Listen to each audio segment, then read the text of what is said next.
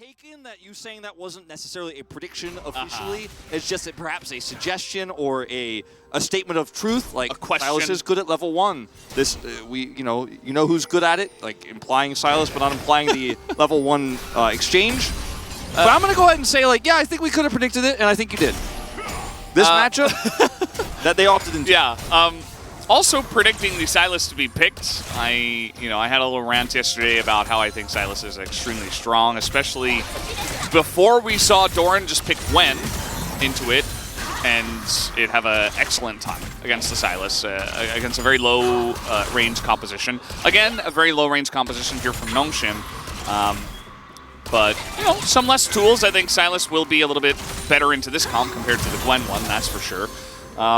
I still think Silas is very strong, even though Fiesta did lose on it in game number 1. I think that was just a little bit of a team diff, and of course a Victor diff, as Victor did an excellent job. This is the level 2 trade I was talking about. Zeri, Yumi's nowadays having a fun time in this one. I'm back. I stepped out while Valdez was doing the Silas rant. I didn't hear anything he said.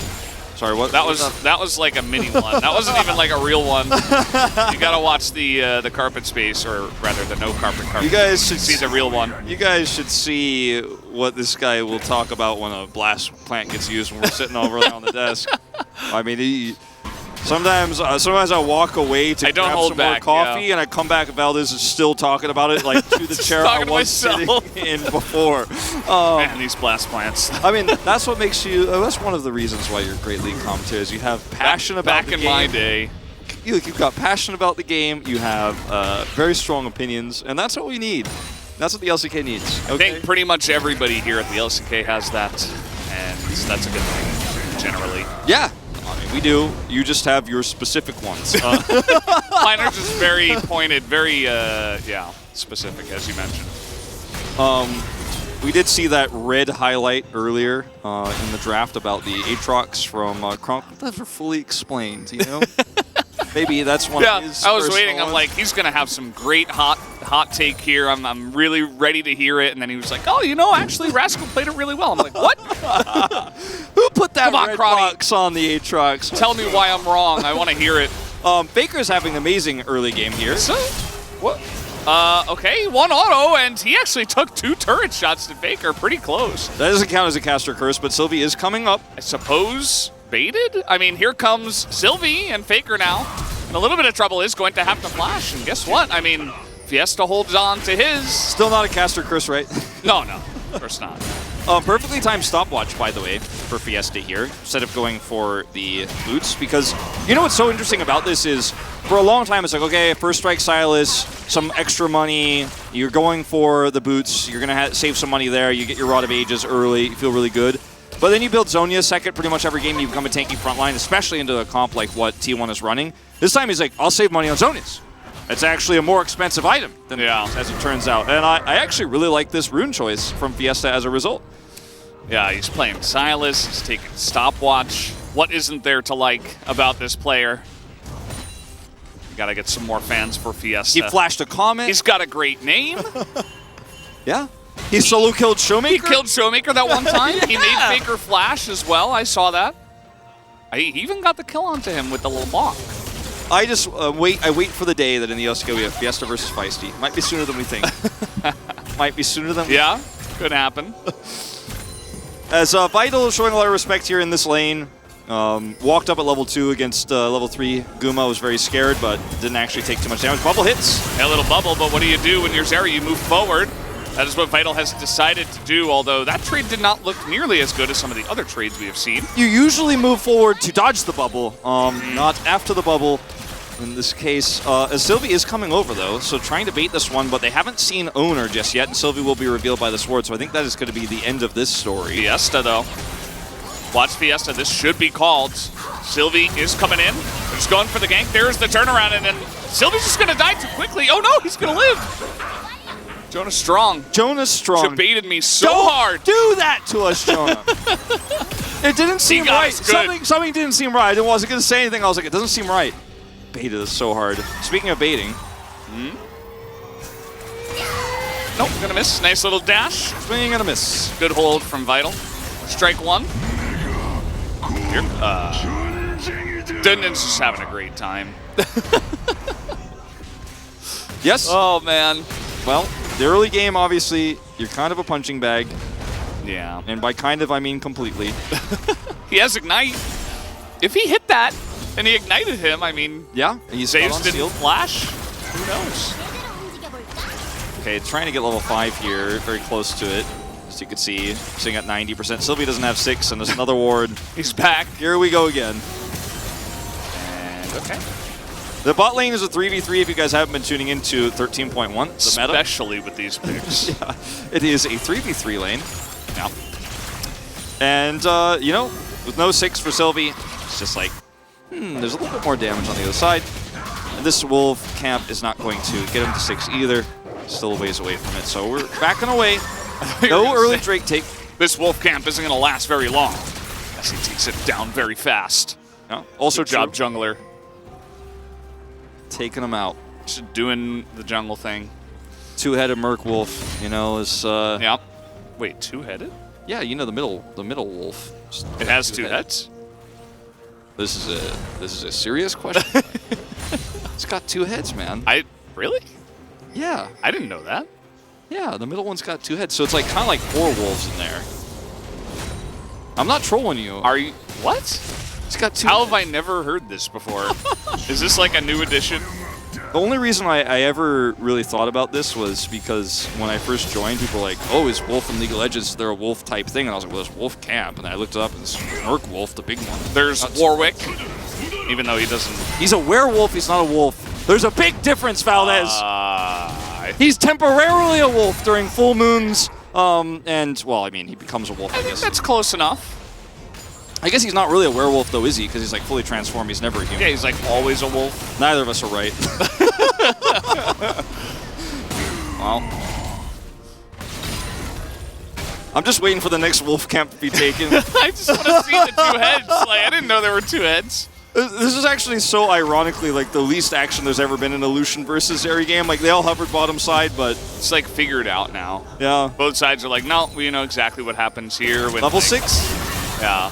It's like, okay, now he dashes over the wall, and then what comes next is the Lucian Ami pushes into the turret. But you got to be careful because Sylvie has 6 now, so they have to like push into the turret very carefully while being escorted. And this is when you could decide to try to push for plates or look for a Drake take. And they've chosen the latter. This is on Vision, by the way. Could potentially be stolen, although there's no priority. Idol can get over there with the wall and the blast cone if he wants to come over there, but with the wave crashing, it's just not realistic. Sylvie. I mean, he could steal it. Here he goes. He's certainly thinking about it. Nope, just going to watch it die as he's going to go in alone. I'm not sure why the Uni is not on him, and now he's just going to potentially die. Gets a second ultimate in there, and there's the bubble onto the poor Zeri. 2 kills now for the side of T1, as Faker is looking for more. And might get a couple very nice, as we are just going on a roller coaster here. If this is going to get out somehow. I mean, he's got a massive disadvantage, but if you're going to take a disadvantage, that is how you do it. That was clean. Pull into the Grump. We're talking a lot about jungle camps in this game. Grump mobility option. We hadn't seen it explored until just now. As yes, I believe Peter should have been on the Wukong if he wanted to go for this play. And he's trying to ult over the wall while the Wukong ult is there, so he's hoping to extend and get that root, but unfortunately, reach a bit too short, as we'll You see. and me refers to Wukong and his clone. Yes. The Yumi. Oh, He blast plants him away. I didn't actually see that the first time. I thought Peter just didn't attach. That is the most awful interaction that you could ever experience as a... love blast plants. Excellent addition to the game. That's going to be the end of Fiesta as well. They finally do get him. It all comes back to Valdez's hatred of certain specific things. Yep. Well, this is a pretty big lead for T1 at this point.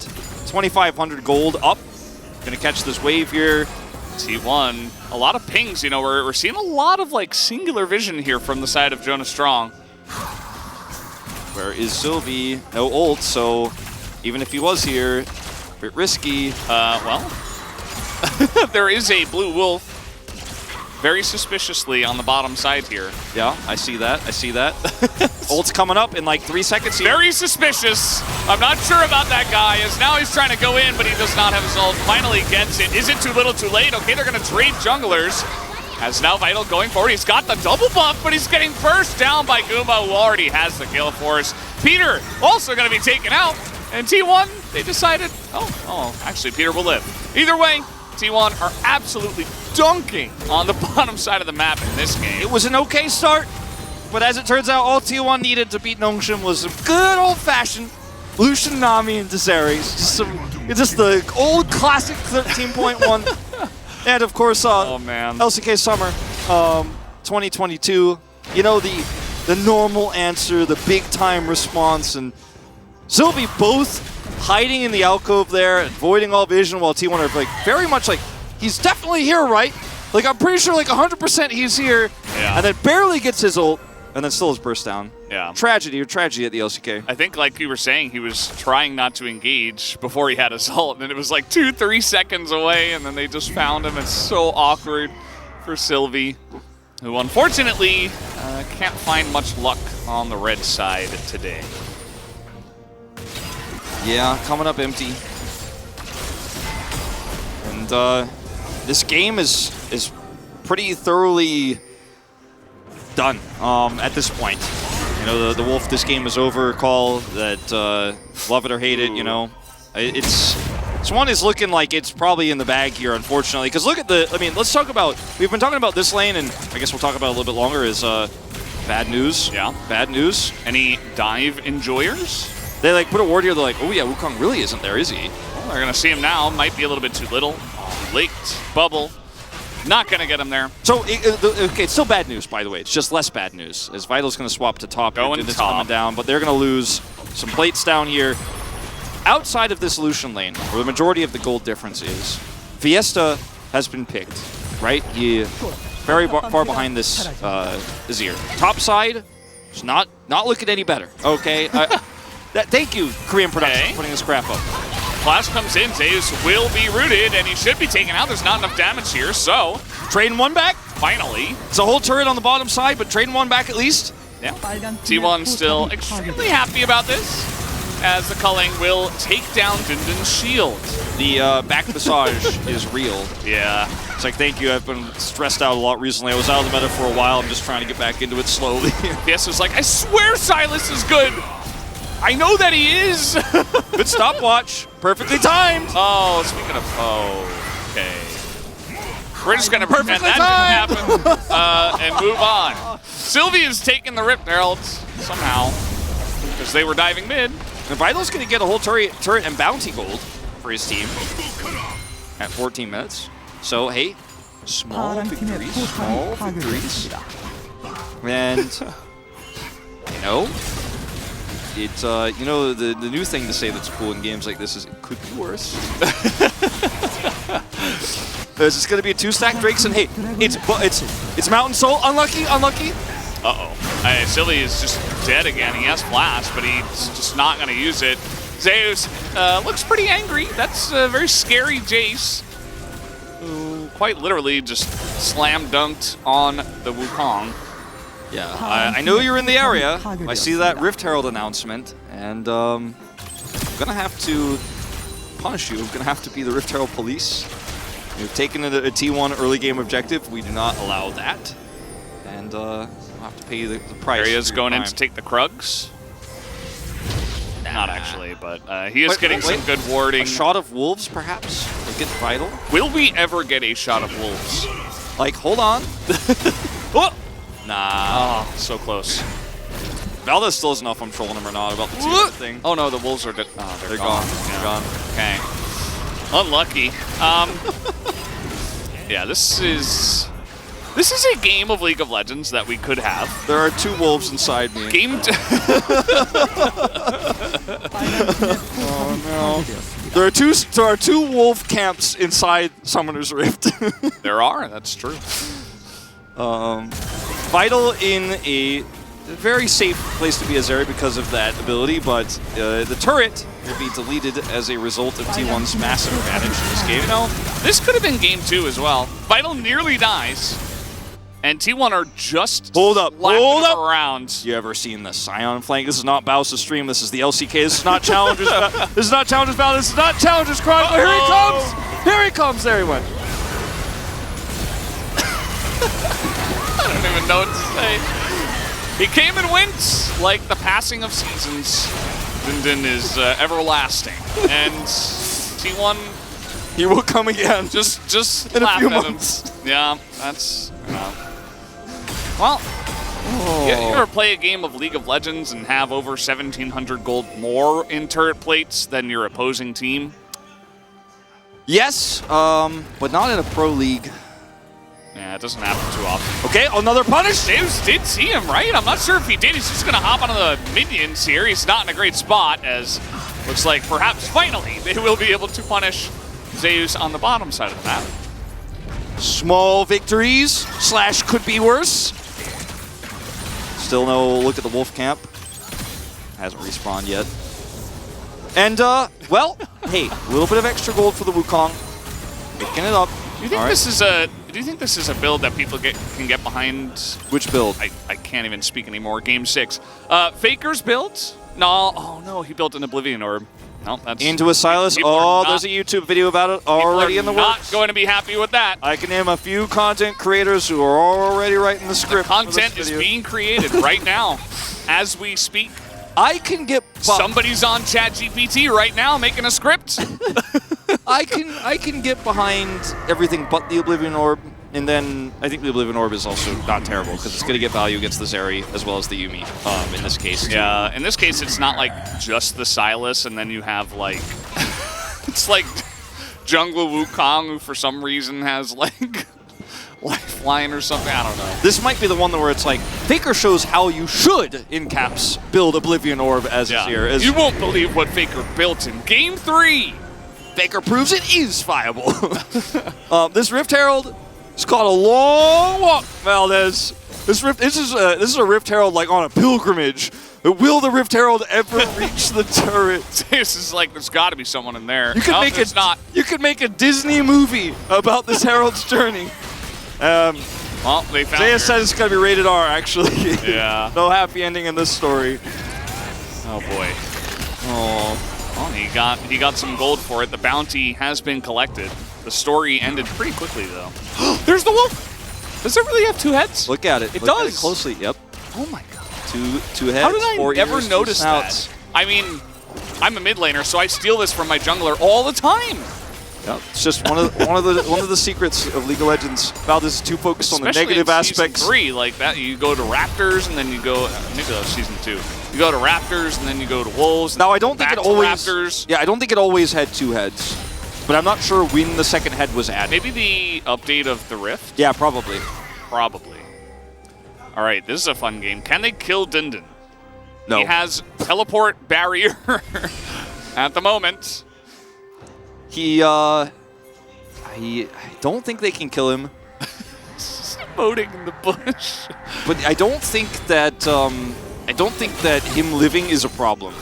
You know? Yeah. It's just T1 deciding like, you don't have to make this too hard. Can you please leave this turret? Okay, they're actually going to sweep him up. Harriet takes more damage than Din does. Okay, this calling might get him. They asked him really politely, wants to kill him. They asked him politely to move, you know, and he said no, so they had to try to kill him. How are Notion winning this trade? Because of the Scion being very tanky. They are going to get this, by the way, bounty inhibitor turret plus inner. All right. Well, maybe not quite, but almost. This is an official Keck W macro moment. I mean, look, it's on. It's T1. Not be happening it's in this T1. game. We know their macro is really good. This is not in that moment. No. Everybody makes mistakes. Yes. Yes. T1 played game 2. That's a recorded game. Okay, well they're gonna find Fiesta, who decided that the Grump was worth it. He has Zonia's, and his rod is complete. Oh, and they're gonna find Saves here in the brush. A little bit of Yuumi action now. That's a decent amount of damage, and they will get the chase. And here's Din. Little Zeri moment, perhaps? Vital? Oh no, the blast plants! Oh, might not matter. Vital flashes into 3 people and decides, witness me. And he will go down. Guma baits him in, I suppose. very close to being a disaster for T1, but they end up turning this around very nicely. And so Guma's bounty is not obtained. The bottom turret still stands there. And over here, you know, we don't get inhibitor. The punish comes through. Fiesta has a lot of armor because of his Zonia. It's very difficult to take down. Has the Rod of Ages just completed. And then suddenly, there's a Sylvie in that bush. T1 are doing Baron, by the way. We should definitely be focusing on this. Yeah, and there's a big rotation over with Vi ultimate stolen. Hey, Sylvie not going to get in as they use about 7 things to try to push him away. Definitely the right idea, as you definitely do not want to be flipping Baron at this point, especially after what just happened on the top side of the map. Karia's ult very well placed. Baker has to flash here, but gets away with his life. And Baron buff now to start to make these macro plays from T1 a little bit more effective, as they've got the 44.4K, very deathly gold number here, locked down. Oh, I feel much better now it's ticked over to 5. Nice. And, I mean, as Vital, you're trying to get any gold you can. You don't have a Fiora or anything to buy time. You don't have much to offer in terms of defending Baron here on top side, so might as well just push another lane. Yeah. And hope that T1 make another macro mistake with Baron. Split pushing. Split pushing Zeri. Yeah, he knows they all back, so he'll be able to get this one. As we'll take another look at this trade. Over the wall, ults in. Blast cone denied. But it's not a fair fight. Guma dodges the W, flashes, and that's that. Over here, just a Nami ultimate, well placed. Baker decides he wants to go in as well to block Sylvie, and then does have to flash. Because it's getting a little bit scary with the Sylas over here with the Vi ultimate. I think it's a good choice to flash, but his ultimate makes sure there's no steal potential. They have the Nami ult as well, the tidal wave to keep everybody else out. It was very clean from T1. And that's what you like to see. T1 have a pretty insurmountable lead in this one. Faker is very fed, but definitely want to see them close it out cleanly from here. So at least that's what you would expect. And They will Valdez, don't worry, surely. Surely, of course. No doubt in my mind. Uh-oh. Uh-oh. Where'd he TP to? Oh, no, he just went back. But could he TP after backing? No, I thought that was just Rift Splitter. I think it is. Not sure. Either way, they're trying to get on top of Faker. I think it is the Rift Sculler, the red ward that you see there. There's no flank wards. That's why he backed that way and is not TPing for the flank. Fiesta's got this ult. Maybe with a flash? Perhaps. It's got a little angle. T1 have some decent vision coverage, but they don't have it over the wall. Bit of an issue for them. Taking it much slower now. Definitely the right call. Very safe here to push mid. He's got his Azir turret set up. Fiesta's ult just to use it to get his cooldown back. Akabana owner, but unfortunately, you know, chasing... That's a lot of damage, though. No more back massage. Sylvie's clones are not Daggers. safe. Sylvie's clones are not safe today, Valdez. They have been completely owned. Just get absolutely wrecked, clones. Okay, T1, acceleration gate value, rushing to this soul fight of the Mountain Soul, and Nongshim have a lot to break through before they can get there. Only one inhibitor down. So one wave to focus on, and then luckily for them, it's the closest to the Drake. We might get one fair 5v5 fight here. Maybe Nongshim get one final chance, one opportunity. Will they seize it? Fiesta, does he have a teleport ward? The answer is no. These are feeling a little bit weak, but they are going to go for this one anyway, as they do get some vision, and that's the Mountain Soul. Tried to TP down to the bot wave, and they can grab this bounty turret, but the base is open for the taking, and I think I know who wins this race. Guys, your base? The win condition is the Nexus. No, Krugs. I must take Krugs. Notice Dundun is the one who understands the Nexus win condition. He's like, I've killed that one before in a big match. I'm going to make sure I try to defend this one. Please back. Okay, they do. Finally. And the Nexus turrets are here. There's no Baron, so it's not going to be as fast as it potentially could be. Still got 2 minutes on that one. So T1 not going to take any chances. Yeah, some request pings for assistance on that top wave. They want to just go over there and push that one through. It's the one place where the map is not completely locked down here for T1. in a minute 30. The objective will spawn. We're going to have a little bit of a slow lull state here. The good old 9,000 gold lead mini lull state. Mini lull state, yeah. Nice. Oh, just a micro lull state. Nano lull state. Nano lull state, yeah. That means it should be starting very soon. The action, that is. Lull state light, if you will. So you can't connect it to the TV, or? No, yeah, it's not. No. Yeah. It's kind of like diet lull state. Diet lull state. Or lull state 0 with lemon. Or with lime. Or with lime, as is the case in Korea, yes. Yeah. I'm a fan. I like that. This series has just kind of killed my serious analysis mode, Valdez, and that's just fine. We're here at the LCK. Like game 1, T1 are winning a game 3. It kind of makes sense, you know. Yeah, and like game 1, they're dotting their I's and crossing their T's as they should. Yeah, game 2, you know, put the fear of the challengers in them, as Chronicler was trying to say. Okay. A possible flank, I think, is the only way Nongshim win any team fight. They've got Dundun on one side, Wukong on the other with Flash. Got to somehow kill this AD carry. Guma's at the furthest back. Good spacing here. Hide on bush. So T1 definitely, if they are going to go for an engage, they need to hit the back line. I mean, this is pretty obvious, right? But at the same time, you don't really want to get the Sylas in. You really want to get, like, at least Vital in. So that's going to be rough as the engage does come in on Taguma. They're trying to 100-0 him, and they will not be able to. A nice try by Nongshim. A desperate attempt as the Zeri is kiting back very nicely, but the damage, the wall, it's just a little bit too heavy as Zeus will smack him in the face with it. And that will be the clean ace. Nongshim, nice try, but a little bit too far behind. T1 Faker will take the 2-1 victory tonight. Faker doesn't even have to ult. It's only Keria with the tidal wave to say no to that very aggressive dive as Zeus angrily takes his headset off. And this is a series where, you know, it could have been cleaner. It could have been easier. They're still smiling. This is the team, the losing team walks away more satisfied than the winning team.